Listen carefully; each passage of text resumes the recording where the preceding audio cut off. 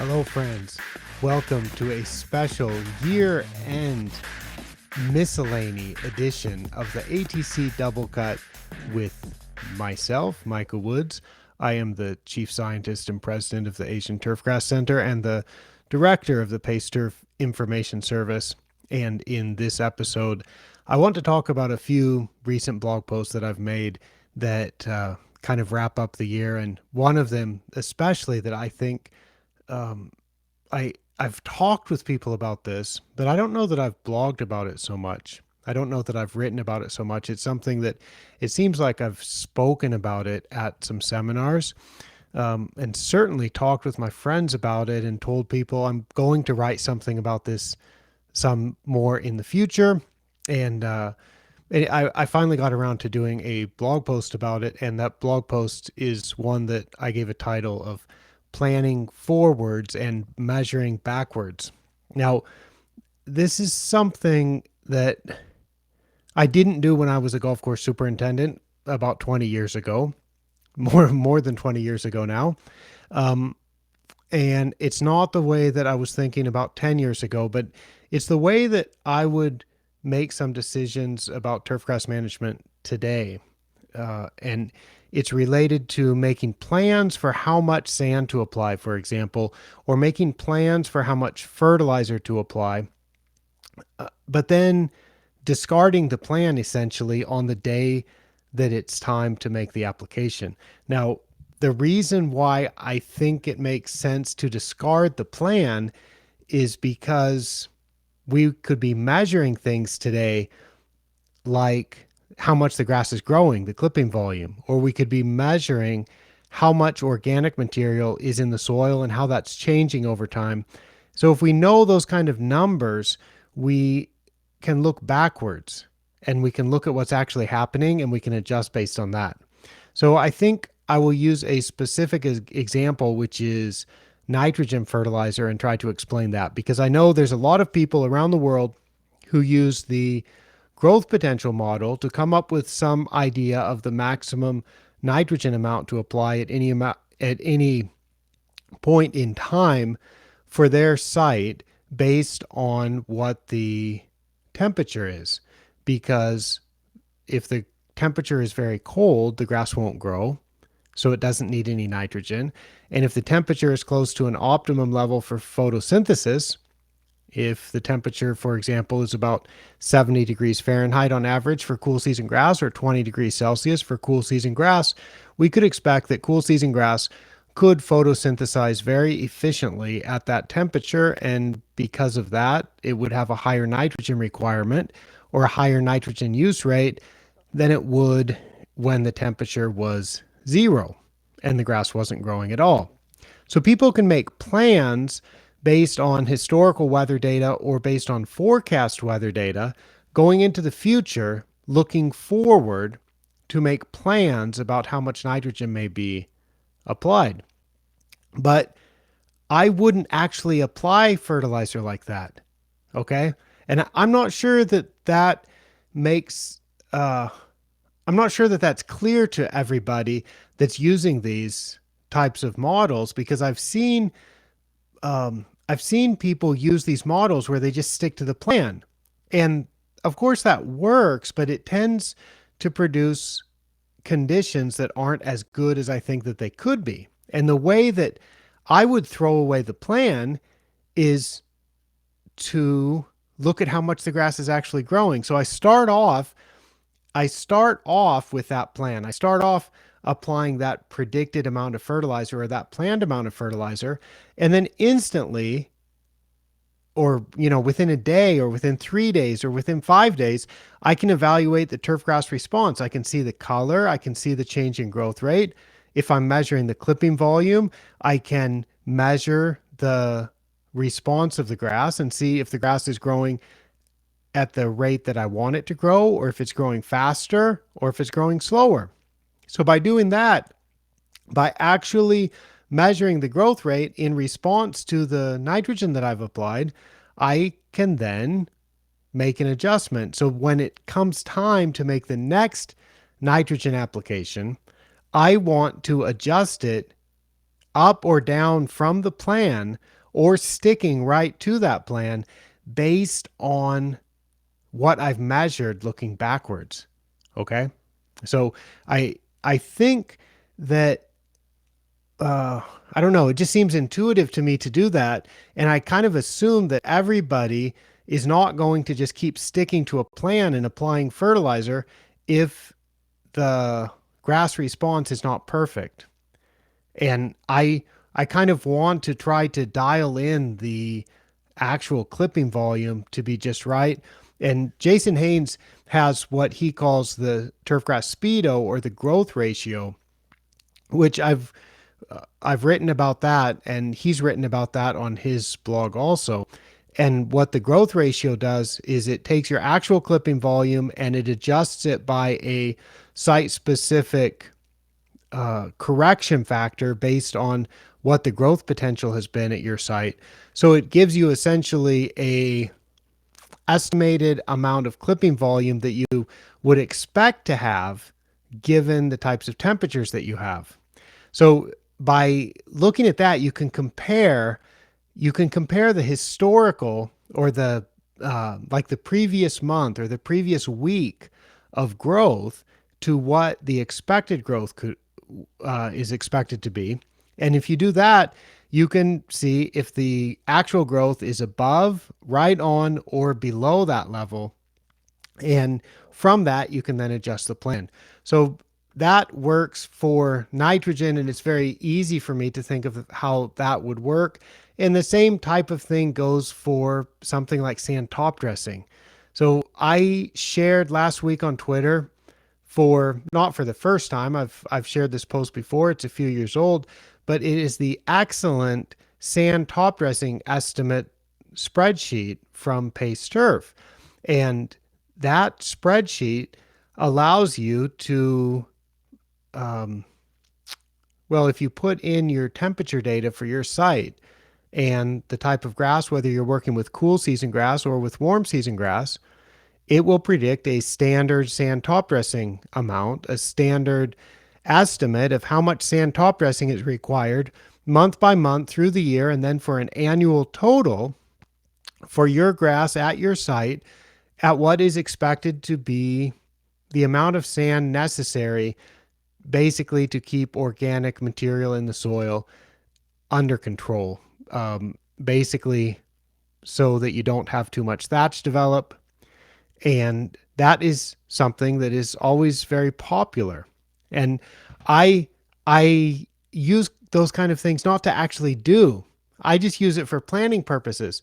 And I understand that people like these kind of things. I like these kind of things to make these kind of plans. But the way that I would actually decide how much sand to apply is by measuring the total organic material in the soil. And so if you just do that once, and that's what I call OM246, measuring the total organic material at the 0 to 2 centimeter depth, 2 to 4 centimeter depth, and 4 to 6 centimeter depth.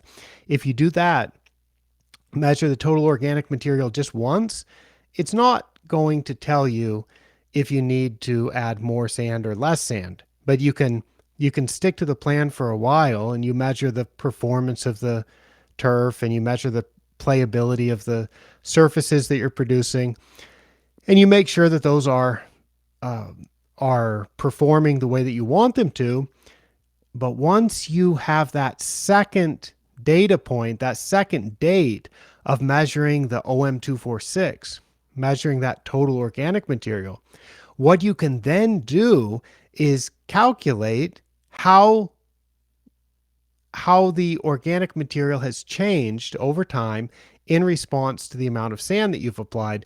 And you can then adjust from that plan. You can adjust from that growth potential based plan that is kind of a standard plan that's only adjusted based on your site specific temperature. You can then change the amount of sand that you would apply based on how the organic material is actually changing at your site. So these are things that I incorporate in all of the consulting work that I do, the advisory work that I do for golf courses and other turfgrass areas. And it's the type of thing that I can't really write a blog post. Um, I can't write a blog post about all of the ways that I customize it for every site. I guess I'm trying to come up with a way to explain this because uh, so everybody can make these kind of adjustments themselves because whether it is a soil nutrient analysis that I'm doing or a OM246 report that I'm doing or some advice about how to make use of clipping volume in relation to nutrient supply, I'm thinking about it in terms of let's make a default plan looking forward. So we plan forwards and then we measure what the results are and we make adjustments. So basically, it's like everybody's doing this because nobody's out there just like blindly sticking to a plan. Or the word that many of you know that I don't like is program, right? Because uh program would be to like the worst way to do it. If you just stick to something and you call that a program and you just repeat it, and so you may have this program that's based on growth potential or something, and you stick to that program. I think that's a good way to get mediocre results, but it's not a way to get the best results. To get the best results, you have to adjust. I think most people are doing that. Um, and yet, I know from people that I've talked with, sometimes they'll adjust the way that they're deciding how much nitrogen to apply mid-season because they realized the grass was growing too fast. And I'm like, okay, I guess the way that you were applying nitrogen in the first half of the season was a little bit too much based on a plan or a program. And there should be a better way to incorporate the clipping volume data into making adjustments that happen all the time. And I've seen this type of thing at a lot of golf courses where there's just some opportunities to optimize this a little bit. So this is something where I put this blog post out there called Planning Forwards and Measuring Backwards. And I gave examples of nitrogen fertilizer. I gave examples of sand top dressing amounts. I also gave examples of phosphorus and potassium fertilizer. So all of these are just like meant to be reminders of things that you can definitely make a plan for. You can make a plan using growth potential. You can make a plan using some of these spreadsheets and models. But I think that the proper way to get the ideal results, the proper way to get the most efficient results is to make that plan going forward and then to adjust it slightly based on what you're measuring. So that is the main post that I wanted to get done this. Uh, I published it on the 27th or 28th of December. I wanted to make sure I got it out before the end of the year. I hope that makes sense to everyone, and you may hear me talking about this a little bit more in the future because that is something that I think is well, I think I can explain it better. And I think I'll try probably with nitrogen to try to come up with like, I don't know, maybe another spreadsheet that links the clipping volume and the growth ratio and the growth potential and the forwards and backwards to somehow make it more clear what I'm talking about. I don't know if you're watching this or listening to it and saying, Micah, that just doesn't make any sense. Or maybe you're thinking it's so obvious that it makes complete sense. I'll be happy if you'll let me know because I think it's important. Everybody is producing really good turf. I see a lot of professionally managed turf, and it's almost all high quality. But I'm always wanting to optimize and see if we can do it a little bit better and a little bit more efficiently. And these kind of things, I think, are what may allow us to have better conditions for more days in the year with less disruption and so on. So I'm trying to get just the right amount of sand, just the right amount of nitrogen, and so on. There's a few other blog posts I have, but man, Actually, I have a lot. I've got a lot that I haven't talked about yet. So I'm making this a year-end miscellany to talk to you about all of these blog posts, why I thought they were worth writing about, and kind of get us caught up to the end of 2022. Um, there's something really cool on the YouTube videos that I noticed. I have a Asian turfgrass YouTube channel. The username is at Asian Turfgrass on YouTube, and I post various videos there. Some of them are screencasts of seminar presentations. Some of them are ATC office hour conversations. Some of them are this show, the ATC Double Cut. Some of them are cart rides where I talk with other turfgrass managers from around the world and we talk about different turfgrass issues. Some of them are just things that I think are interesting and I want to make a video about, like the very distinctive ball roll that you can see on zoysia grass putting greens, the or the way that you can measure the smoothness and the trueness of the ball roll on a golf course putting green. So there's some things that I think are interesting and I make videos about those too. So I noticed as I was looking at a couple of the longer videos on the channel that somehow the YouTube software service is able to identify some of the key moments in the video. So it makes it like a table of contents. Now that's something that I can do if I want to come in and put a lot of timestamps and create my own type of table of contents. I can do that on the videos, and I do that for some videos, but there's other long videos like some of the ATC office hour conversations that go on for an hour or two. And I don't go through and listen to all of those and timestamp them and put in table of contents. But I can understand that for a viewer, it may be quite useful to say, okay, I want to jump right to the part where somebody is talking about tissue testing, or I want to jump right to the part where they talked about the difference between soil testing and tissue testing, or I want to jump right to the part where they're talking about sand top dressing amounts. Well, it turns out that these things are in the videos that get enough views, these things are automatically identified. So there are key moments in a number of the videos, and some of these are things like, how many greens are we sampling to determine the organic matter levels or the amount of top dressing to apply? And what about the infiltration rate of water into a green when we're looking at the total organic material? Are we considering the infiltration rate? So it jumps right to that point in one of these videos. And there's another, I mean, just so many of these videos, like the one that I had, which one was this? The one that I did, the ATC office hours, where Doug Soldot and I had a talk about leaf nutrient analyses or tissue tests. So that identified some key moments in that video that included what should we recommend to everyone, because Doug and I were talking about whether we should recommend tissue testing or not. And then there's a section on soil testing. And then there's a section on the chemistry of tissue testing. And then there's a key moment about sodium and chloride.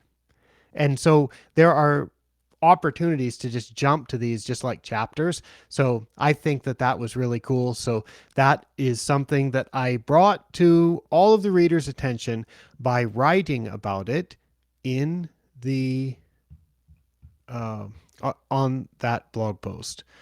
So that is 2 blog posts we've covered, and as always, I'm going to put a direct link to these in the show notes. So we've got that key moments automatically added on the videos, and then there's another one that I did about pace turf updates in 2022. This is another blog post. And I started that one out by saying, I've been doing some of the updates since spring and all of them since midsummer. That's when I officially took over the director role at Pace Turf. And I list below all of the 125 Pace Turf updates that have been made so far this year to show you the range of material covered.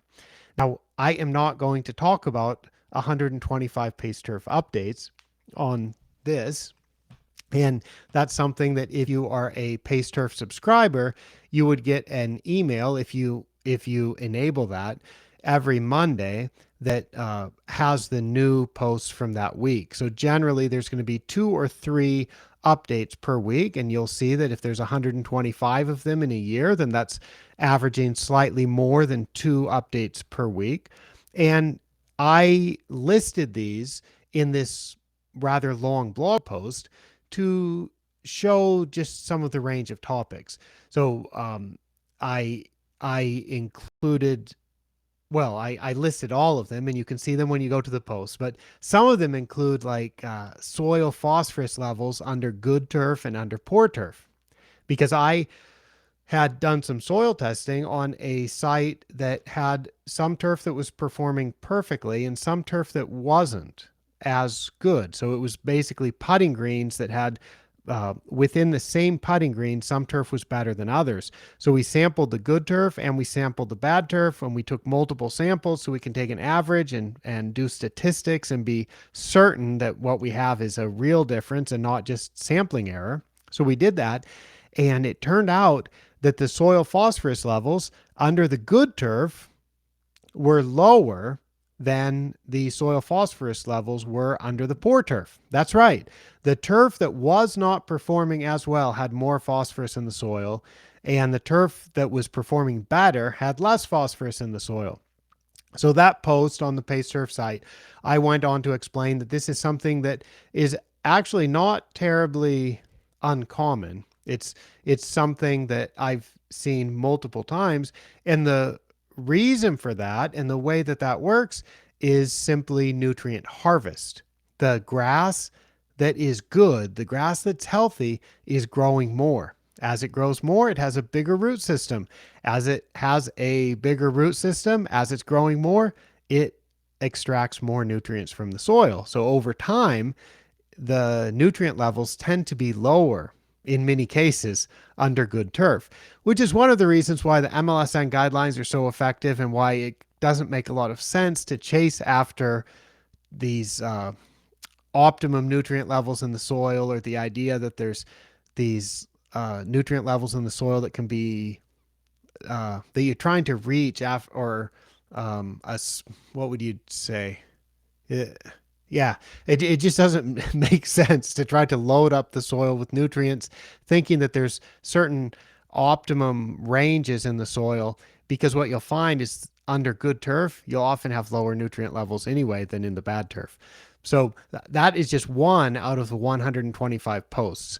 And I also shared just some of these at the top of this long list, a resource on pesticide resistance, an update about what happens with low fungicide rates and fungicide resistance, a video about microdochium patch snow mold diagnosis, a update about let's see, quick access to frequently asked turf management questions, showing a lot of the links on the Pace Turf site that give quick access to frequently asked turf management questions. How to calculate leaching volumes for salinity management on greens. The list just goes on, and there's tremendous information resources on the Pace Turf site, and I wanted to bring that to everyone's attention too. So I did, and I listed all those 125 Pace Turf updates. If you are a Pace Turf subscriber, you have access to all of those from this year, and hundreds, actually it would be thousands more going back many, many years, along with all of the other excellent resources on the Pace Turf site. So that is another post. Again, I'm going to be putting direct links to all of these in the show notes. Man, I've got a lot of little just like newsy blog posts. There is one with some surprising results.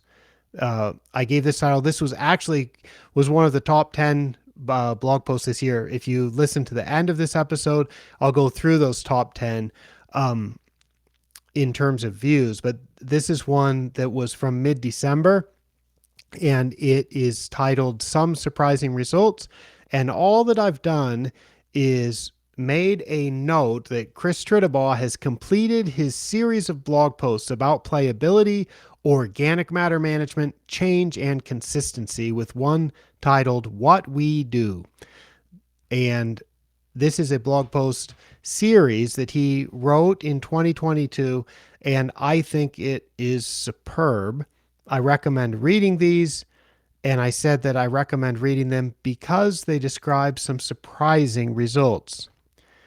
And if you are watching this show or listening to this show, they may not be surprising results to you. But what they are, and what I highlighted from his blog post, is that I'll start quoting from his blog post, and you tell me if this is surprising. On May 2nd, I'm quoting from Chris now. On May 2nd, we applied 0.6 millimeters of top dressing sand. That's a medium rate of top dressing sand. This would be the last top dressing sand applied to the greens until the course closed in November of 2022. So that was a sand top dressing on May 2nd in Minneapolis, Minnesota, and no sand for the rest of May, no sand in June, July, August, September, or October. So almost 6 months with no sand top dressing. And if you would have asked me some years ago, even a few years ago, if you could have high quality championship level creeping bentgrass greens in that climate without in-season top dressing, I would have said, I don't think so. So for that to happen, that's what I mean by surprising results. I'm going to give another quote from Chris. 2022 was the third straight summer in which we have applied no, what I would call regularly scheduled top dressing. I believe it is not a coincidence that during this period we have experienced zero summer decline. So that's something that Chris has observed.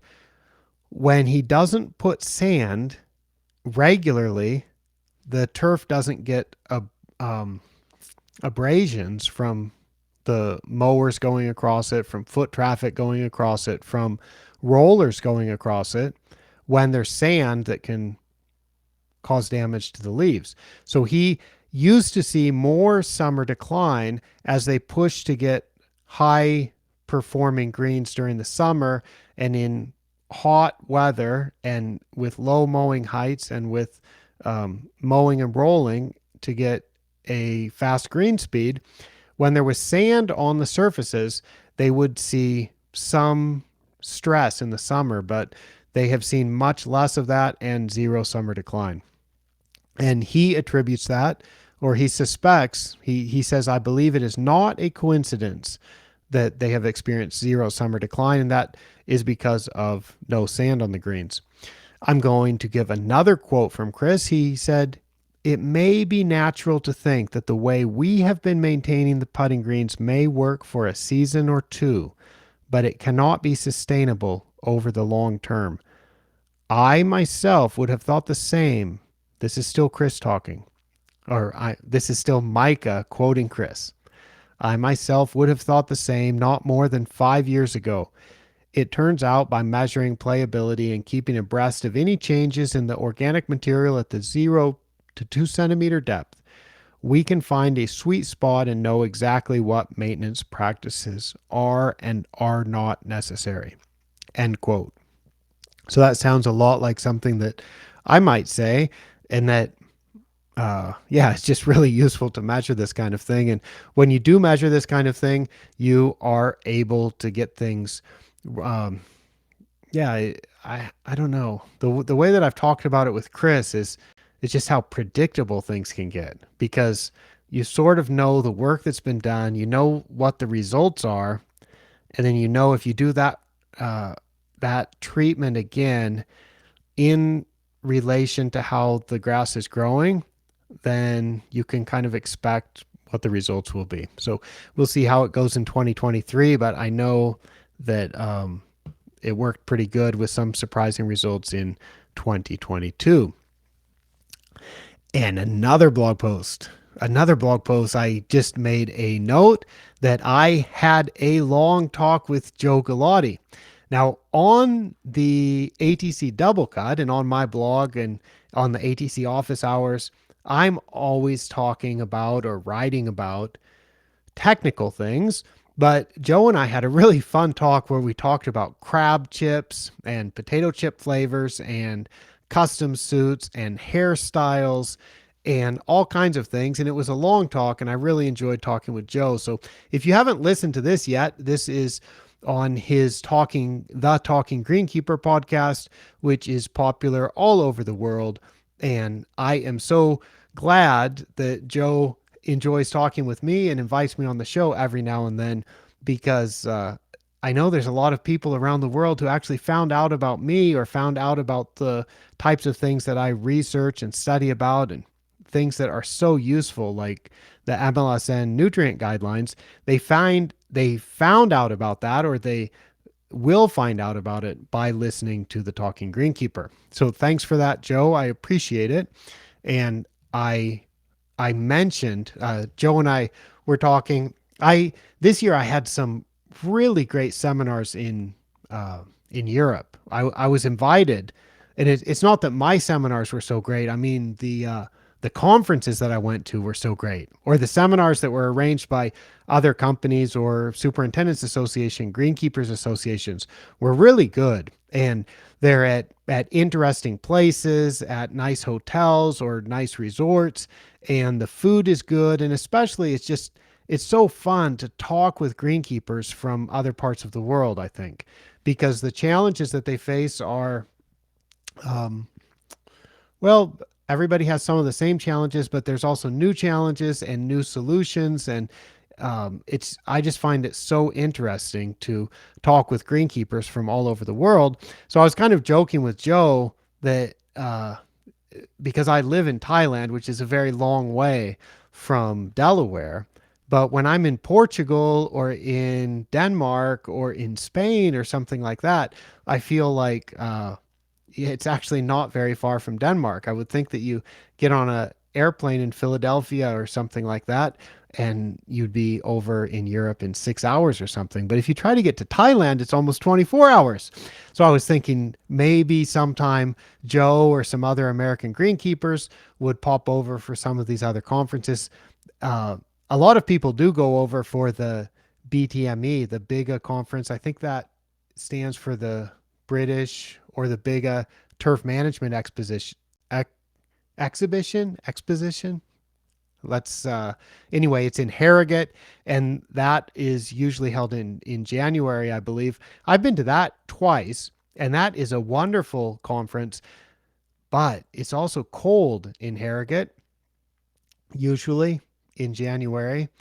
And if you go to a conference in southern Spain or southern Portugal in the autumn, or go to some of those, I think the weather is even more salubrious. So I do hope some Americans or Canadians or Japanese greenkeepers, people from other parts of the world, would go to some of these conferences sometime. It would be cool. So uh, Joe, when he and I were talking in this episode of the Talking Greenkeeper podcast, Joe had said, I didn't even know that these were happening. I didn't find out about them until later. And so I was kind of joking with him because I know he is subscribed to my ATC email newsletters, in which I announce the upcoming conferences that I'm going to be speaking at. Or even sometimes I'll announce conferences that I'm not going to be speaking at, but that I think people might be interested in attending. And I took that chance on the Talking Greenkeeper podcast discussion with Joe to encourage people to make sure that you sign up to my free ATC newsletters. And there's a few of them, so you can get the full text of every blog the same day that it's published. So if you want to catch everything, you can get that, or you can just get the ATC updates, in which you can be certain that I will be sharing the upcoming seminars. And those go out only maybe 5 or 6 times a year. And that's the one that I would encourage everybody to sign up to, because that has all the highlights. And I know Joe gets that, but somehow he didn't read it. So I was just kind of joking with him about that. So in this blog post, I made sure to put a link to a sign up to the ATC newsletters. If you are interested in this kind of stuff and you think maybe you'd like to go to a conference in Thailand or Japan or Denmark or Finland or South Carolina sometime, then or Winnipeg. I think in my next ATC update, I'll announce a conference I'll be speaking at in Winnipeg also. So wherever might be close to you and wherever you might like to attend a conference and hear some of my seminars, um, I would encourage you to make sure that you're signed up to the ATC newsletters. Okay, we are almost done here. I think I'm going to close with one more. That's right, because we talked about planning forwards and measuring backwards. I'm going to close with a post that I just did yesterday, the top 10 posts of 2022.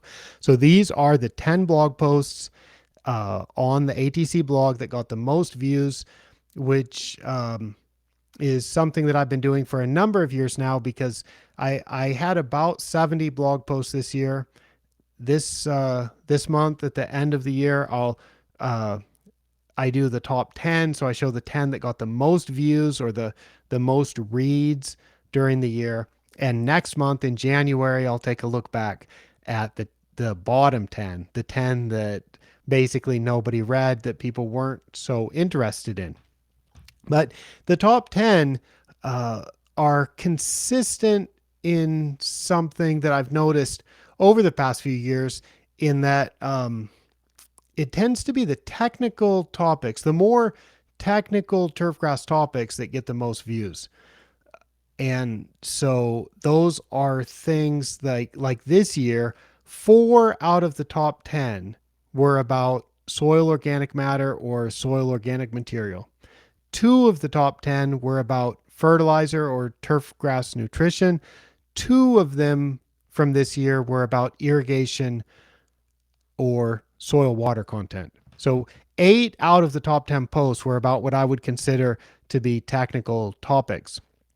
And that is something like last year, it was very similar. I think 6 of the top 10 posts last year were about organic matter. So it seems like some of these technical topics are the ones that people are interested in, and that, yeah, I guess that's good. I guess that's what people are coming to hear from me about. So in order, number 1 was the post about the turfgrass industry Twitter accounts in 2021. The title of that post is An Analysis of Turfgrass Industry Twitter Accounts in 2021. That was a post that I made in January of 2022. And that's something that is predictably popular because Twitter is quite common in the turfgrass industry, and people are interested in seeing which accounts were ranked the highest.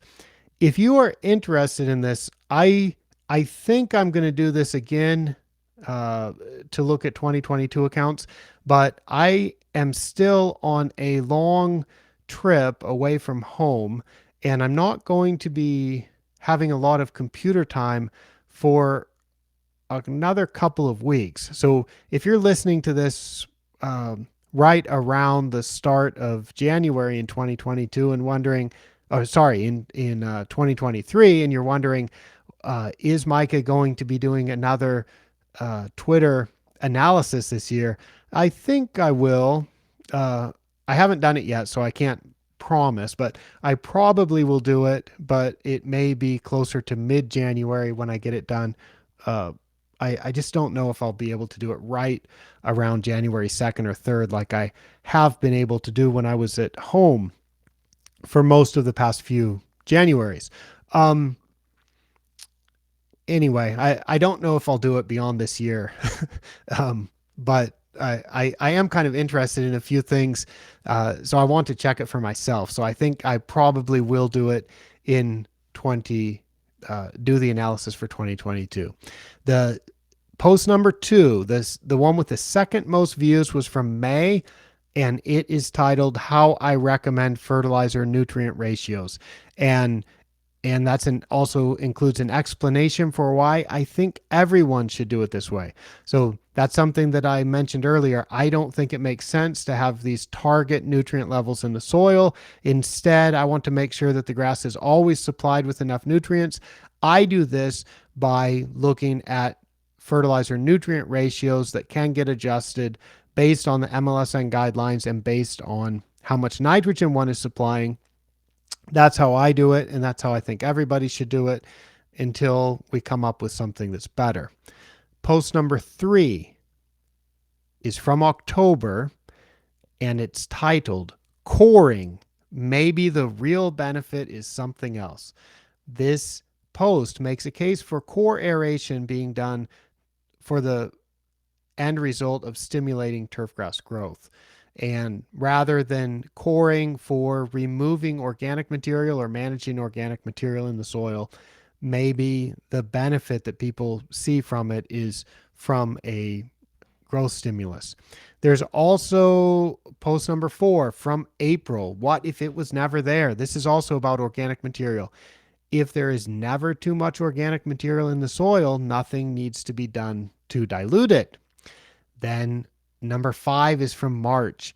It is about my visit to the University of Florida and includes a screencast of my seminar there.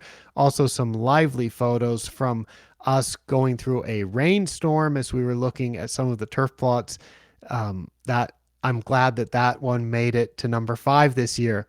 Number 6 is from May. It is titled "Soil and Water Management, 3 Primary Problems with Solutions." That looks at 3 things. It looks at salinity and the leaching fractions that are required to manage salinity.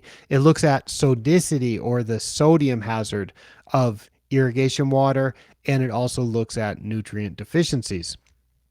Number 7 is from January. It's about irrigation. It has a title, "I have always heard deep and infrequent was the way to go." And that is something that I thought at one time also, and that's what I thought was the absolute best way, really the only way that you should try to irrigate, and I don't think that anymore. So I thought that was an important post to write because I was wrong about that, I think, and I want other people to realize that maybe there's other ways that could be better than deep and infrequent. The post number 8 with the 8th most views is also from April, and we're back on the organic matter content. Organic material accumulates more rapidly in putting green soils under these 2 conditions. These 2 conditions under which organic material accumulates most rapidly or more rapidly are: number 1, when the soil organic material is low; number 2, when the putting greens are young. So by doing all of the aerification and sand top dressing that is so common in the turfgrass industry, it is keeping greens artificially young, and it is keeping greens lower in organic matter, which those 2 things in themselves cause the organic material to accumulate more rapidly. So that's something that is not surprising to me that it makes the top 10, because I think that's a very important thing to understand. Number 9, the post with the 9th most views, is from July. It's about a fertilizer thing. It's called "The Least Enjoyable Experiment Ever," and that involved a lot of product mixing. That was a project that Frank Rossi did at Cornell University, and when I was a graduate student there about 20 to 22 years ago, I got to help him mix some of those products, and I got to see those plots, and I found it not so enjoyable for me because it was so much work to mix all those products, and it turned out that the more products you mix together did not really have anything to do with what the turfgrass results were. The post number 10, the one that rounds out the top 10, is from December. I mentioned this earlier. This is the one about Chris Trittabaw's blog post, some surprising results about playability and the ability to top dress less frequently and in lower quantities than I once thought possible. Lower, I think, than what Chris thought possible. And that is one that I'm glad made the top 10 this year, because I think that is really interesting. And he had an excellent series of 4, 5, or 6 blog posts on this topic where he started out looking at what golfers might consider disruption of a putting surface versus what greenkeepers might consider disruption of a putting surface. So I think that brings us to the end of all of the posts that I wanted to talk about. That is definitely a year-end miscellany. That is quite a miscellany of blog posts that I've talked about. And these are ones that some of them, I think the first one that I talked about planning forward, but measuring backwards and making adjustments to the plan based on what's actually happening. That's one that I think is really important. And it's kind of interesting every year to look through at the top 10 blog posts and see which posts people are reading the most and what they find the most interesting. Although I try to write about what I find interesting, I try to talk about what I find interesting. And you'll see in January next month when I do the bottom 10 blog posts, you'll see that some of those are interesting to me, and I'm still glad that I wrote them. But I can almost predict now which ones are going to be interesting to me, but less interesting to a broad audience of people. So anyway, that's where we're at. I have got another plane to catch tomorrow. And maybe after that, I'm going to try to do another blog post about flights and my favorite turfgrass photos. I know in past years prior to the pandemic, when I was traveling a lot, I used to put together a bunch of photos that I would share at the end of the year and say, these are some of my favorite turf photos from around the world. And because this year I had a chance to travel quite a bit, I am intending to do that one again. But because the year is not quite over and I haven't flown my last flight of the year yet, I haven't been able to do that post yet. So that one may be coming later when I get to my next destination. I hope that everyone has had a excellent holiday season and that you all have a great new year and enjoy the upcoming holiday weekend, or that you have enjoyed the holidays if you're watching or listening to this a bit after the holidays. And I certainly appreciate everybody who has listened to this show, who watches this show. If you are so inclined, I would really appreciate it if you would rate it, leave a rating, click for 5 stars or 3 stars or 1 star. I know if you're listening all the way to the end, you probably wouldn't waste your time if you thought it was only a 1 star. So maybe I'll get some good ratings, and maybe that can help some other people to discover this type of show, and maybe they can get some information that can help them with turfgrass management in 2023. So I have plenty more to share, but I don't have so much time. So it will be coming next time on the ATC Double Cut. I will sign off now and say thanks everyone all around the world for listening. For ATC from McHenry, Maryland, I am Micah Woods.